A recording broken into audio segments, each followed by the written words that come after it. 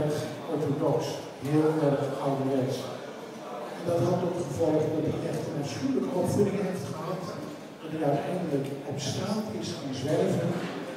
En je kan gelukkig vertellen dat het uiteindelijk allemaal goed afloopt. Dus je kunt rustig aan het boek beginnen, want het bekend wordt nog vrolijk. Want inmiddels woont hij in Amerika en is hij heel gelukkig. Maar zijn beide broers zijn criminelen. Zijn beide broers hebben al meerdere keren in de gevangenis gezeten. En hij wilde zo graag hier bij de presentatie van dit boek aanwezig zijn. Hij durfde wel niet. Hij is zo bang dat wanneer hij naar Nederland zou komen, dat zijn broers hem alsnog te grazen nemen. En omdat iedereen aan mij vroeg, nou dan, ik wil hem eigenlijk wel leren kennen. Er waren ook allerlei televisieprogramma's die mij niet wilden hebben, maar Wouter wel.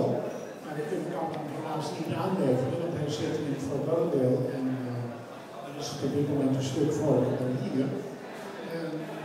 Dus we kunnen nou dan deze kant niet op krijgen. Maar ik heb net met hem gebeld. En ik heb dat gesprekje opgenomen.